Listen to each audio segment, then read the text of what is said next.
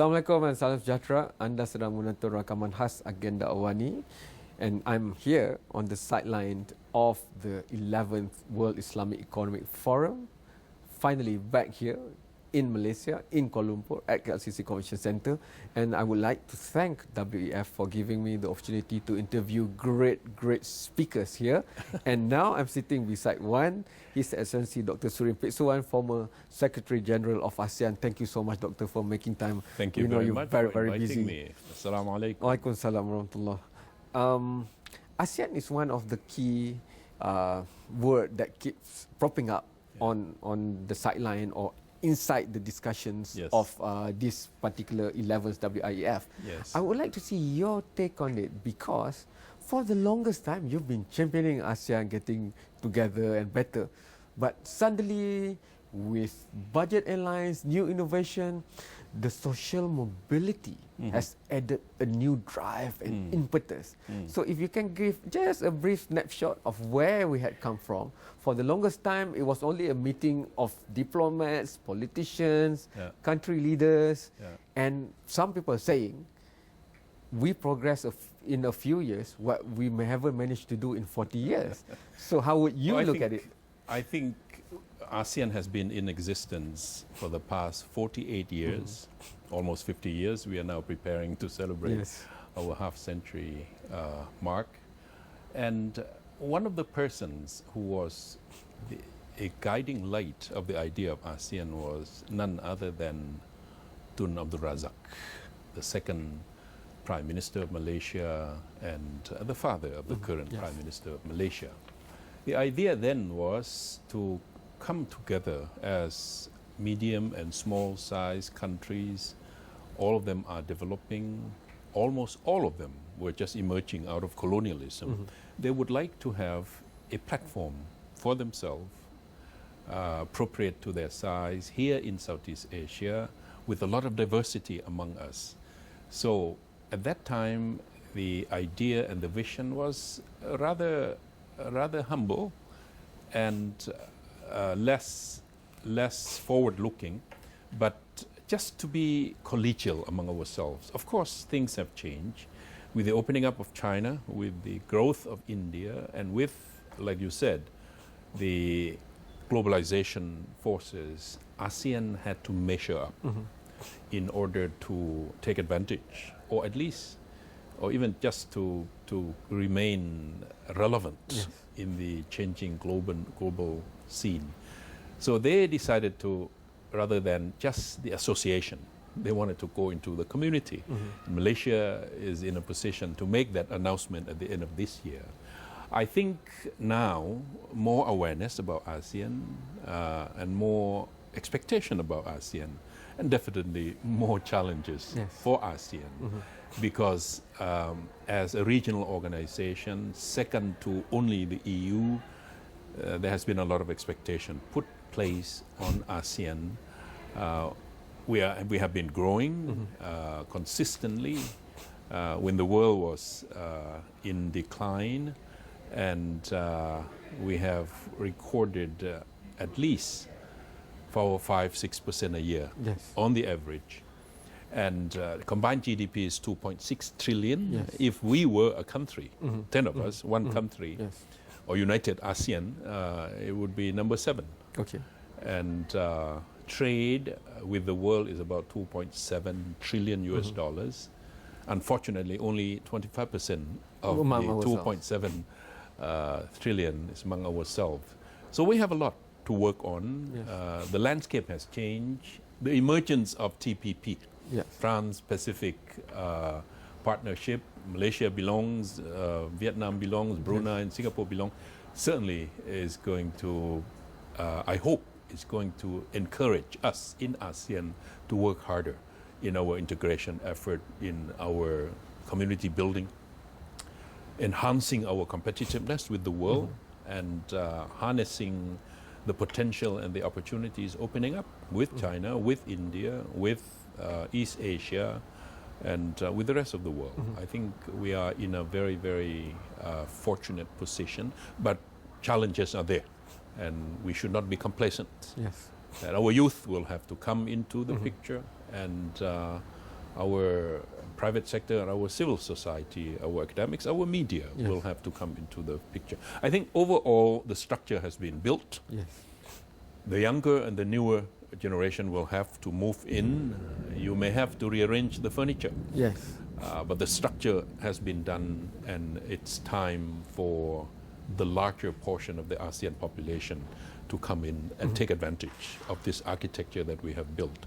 We have also built something that is very unique for ASEAN, and that is the dialogue partnership. Okay. So every major powers, trade or otherwise in the world, China, Japan, Korea, US, Canada, the EU, Japan, they are all, even the UN system, are all our partners in development, partners in cooperation on many, many issues together. So ASEAN is a darling of many. Yes. The words that they used to describe ASEAN was the fulcrum of emerging architecture in East Asia. Okay.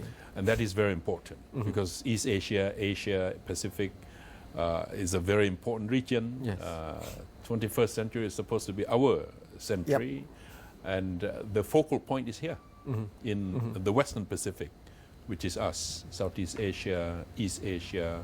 So it is important. There are a lot of potential.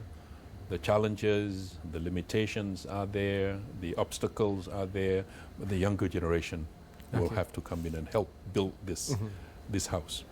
But you know what they say about the Generation Y? We ask them to change the move around the furniture. They might want to remodel some parts of the house. So it's really up to them. Yep. I think the older generation have come this far with their own limited resources and relevant to their time, and time is changing very quickly, very fast. The new generation may have better ideas, but I think the foundation has been laid, and I think there are a lot of resources and potential. I think the younger generation will have their contributions to make. Cool. Building ASEAN, even with the launching of it at the end of this month in Kuala Lumpur, under the leadership of Malaysia, of Pak Najib, it's not going to be a finished product. It will always be a work in progress, much like the EU. There will be embellishment to be made, there will be adjustment to be made, there will be maybe even changing of the direction and courses. But the foundation is here. That's important. Yes.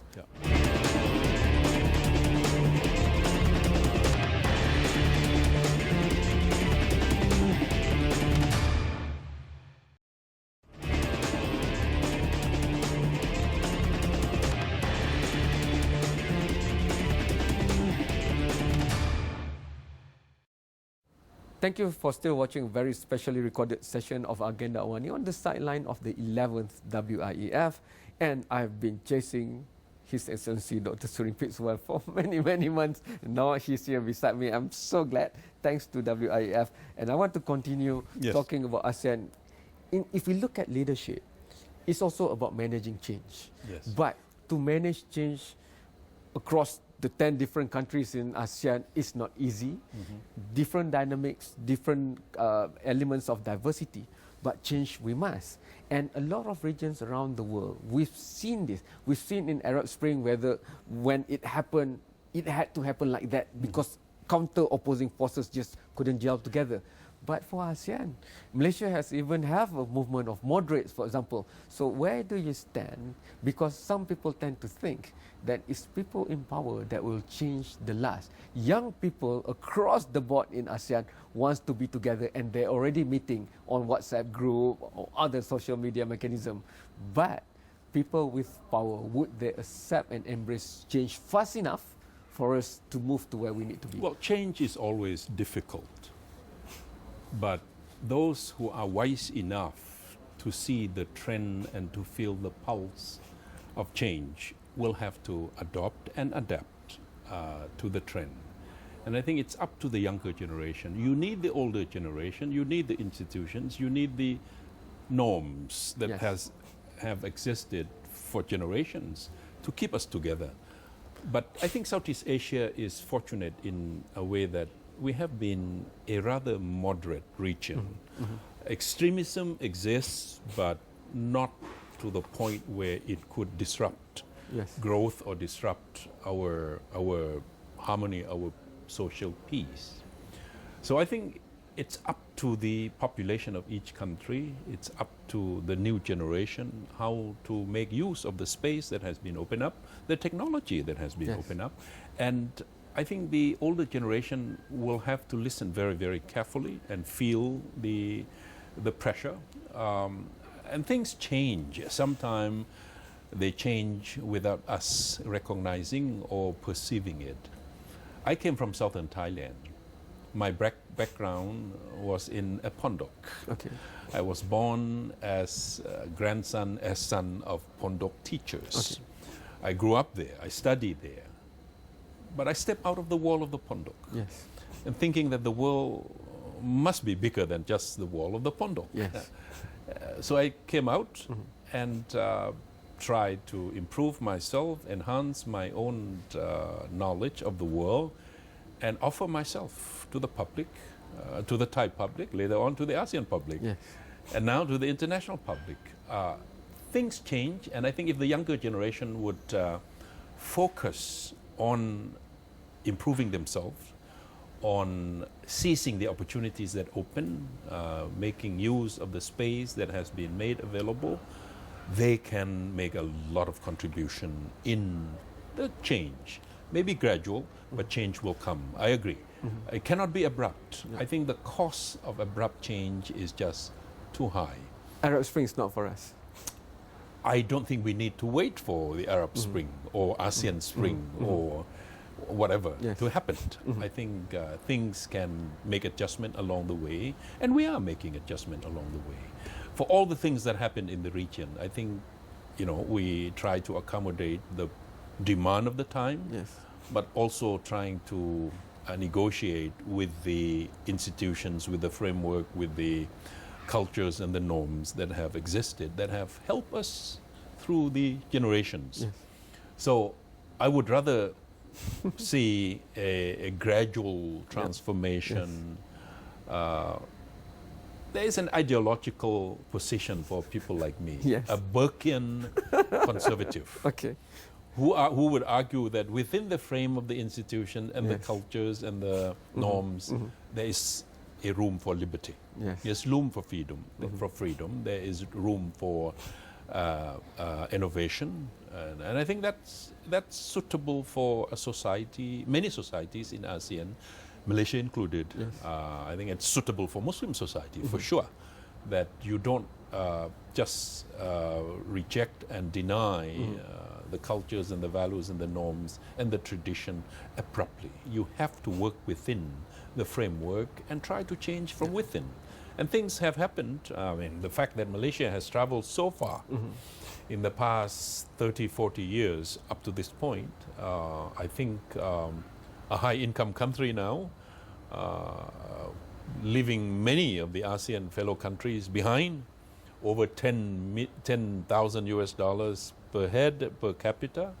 Now one would hope that the equity, the distribution, redistribution would be more fairly distributed, but you have built a new and a modern state, modern society. It's only because of the gradual strategy and approach that your leadership have adopted. So how do we do that together? Because we don't want Malaysia, Singapore, Thailand to be ahead of the rest too far. No, countries will have to find their own pace, their own comfortable speed. Nobody can impose, but we can only show the way. I think countries in the Mekong River, Laos, Cambodia, Vietnam, and Myanmar are looking up to the way in which we ourselves have developed and evolved.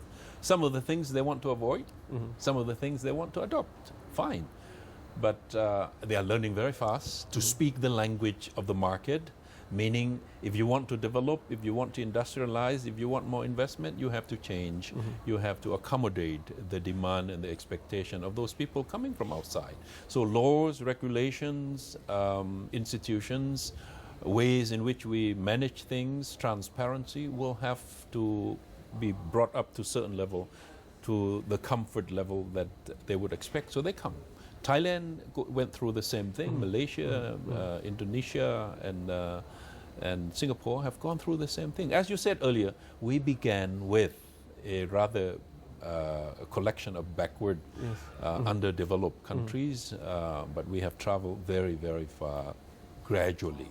Gradually means 48 years, 50 years. But we have done very well compared to other regions around the world. But sometimes we need fast solution for things like the haze. We can't breathe, and it's there for days and weeks. What used to be only passing is now almost semi-permanently up there, and during the most important season of.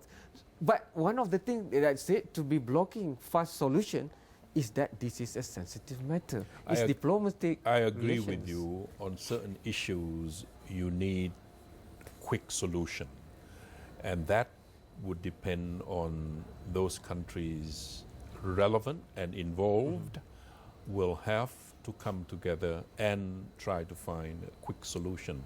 This year has been worse than many years. I think 1997 was the high point. This time, high point in a negative way. This time is probably worse. All the way up to southern Thailand. My mother suffered, 88 years old. So wouldn't this be the best platform for ASEAN? Yes, yes. I have helped built up that circle of ministers, specially relevant and specially tasked to look into haze issue. In fact, the forest fire, the smoke from forest fire here in this part of the world, in the region, was an issue that ASEAN was discussing long time ago in relations to the issue or to the principle of non-interference. That from now on there are issues that are transboundaries that we need to work, we need to discuss. Pandemic, drugs, international crimes, and money laundering, and environment. You know, environment is destroyed across the borderline. Doesn't mean that the impact will be only on the other side. It will impact the entire region. Issues that ASEAN need to improve upon, there are many. And I'm not the one who would say that ASEAN has been perfect. There are many things, and I think the leaders and the ministers know that I was in a hurry on many, many issues. This is one. We totally agree on that, Doctor. We have to go for the last break, but once we are back, I just would like to get your wisdom on another perplexing issue. This time, the haze, I think, relatively is simpler because we can settle it among ASEAN members. But the South China Sea, reclamation done of a very sensitive coral-based ecosystem, for example, the next generation might not even be able to see species of sea creatures, marine life, and benefit from it if we don't settle our issues now. And this involves powerful nations of the world. Let's talk about that after this break.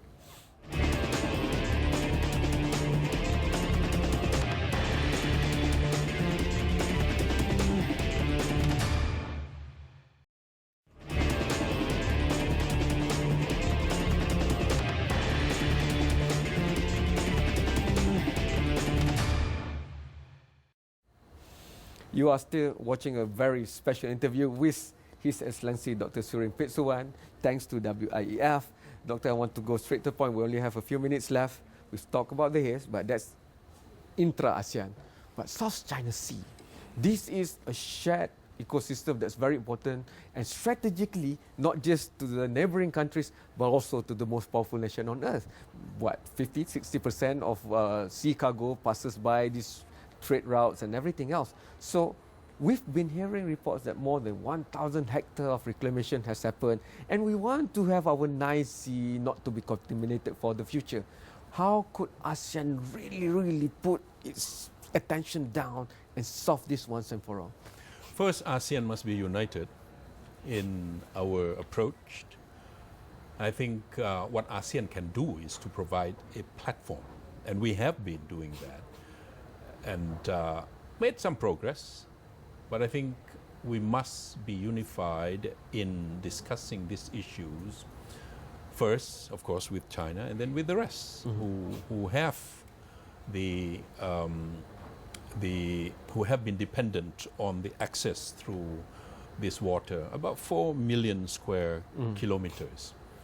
I think in the final analysis, each claimant will have to discuss on the issue bilaterally. But what we can do is to agree on a set of code of conduct that would avoid misunderstanding, miscalculation, and tension on the ground. I think that's doable. I think bigger countries will also have to take into account the feelings and the sentiments of smaller countries in the region. Major powers are testing, their flexing their the muscles, flexing their muscle, which is not good for the region. But I think that the region will have to come up with a principle of norms, principle of peace, principle of cooperation. And that's, I think, what ASEAN has been trying to do. Lately, I have seen some hesitation on some members of ASEAN that not wanting to get involved too directly because they are not claimants. I think that's unfortunate. I think ASEAN as a regional organization, as the first host of the issue, in 2002 they agreed on the declaration on the code of conduct, that they would agree on that code shortly in the future. Taken them 10 years to get to the declaration or the agreement on what's next, how to interpret, how to use that declaration. Now they're working on the code of conduct. I think it's inevitable. It's our responsibility, and it's the expectation and responsibility of the rest of the world. East Asia has become more important to the world now than 10 years, than 15 years ago. Anything happen. If we derail in our economic growth, if we have tension and confrontation and violence, we will have tremendous impact on the rest of the world. So it's our responsibility, together, common, to make sure that we can manage this problem. And I would appeal to all parties that keep in mind the common interests, not only of us in the region, but of the rest of the world. And that we should keep this space manageable, in peace, in harmony if you want, but we can't avoid working together to keep peace. And I think in the long run, we have it in our common future to be able to bring solutions to the problem. We don't want any changes. We don't want any initiatives that would undermine the environment and the atmosphere of creating an enabling environment for work together, for cooperation, for exchange. I think it's still within reach. And I think the ASEAN countries, ASEAN leaders will have to work very hard with China, with other countries in the region who would have direct interest in managing the peace and the productivity of the area, the potentiality of the area, the resources of the area. It's common to all of us to see them best managed for us and for the future. What will give you optimism on that count? Because I think we in East Asia have been able to achieve many things in the past. We have gone through a lot of violence in many parts of the world, and we have come around. And I think the last signal that gave me optimism is the getting together of the three countries in Northeast Asia, Japan, Korea, and China. Because they see common interests. They see that they have common responsibility to manage the region together. And they will avoid open conflict. There will be occasions of misunderstanding and tension, but I think in the end they will manage to restrain themselves and aiming at the larger interests of the larger region of the global community. ASEAN, as I said, East Asia, Asia Pacific have become more important to the rest of the world than previously. it is incumbent upon us, it is our responsibility to make sure that we continue to provide a leadership and engine of growth to the rest of the world. As usual, great wisdom from a great leader, because we have to build resilience through equitable growth, and you have answered it all across ASEAN. Thank you so much, Dr. Surin Pitsuwan. Thank you Thanks very much. to you for watching. Thanks to WIEF for making this possible. And I catch you in another episode of Agenda Awani very, very soon. This has been a special recording session on the sideline of the 11th WIEF at KLCC Convention Center. Goodbye.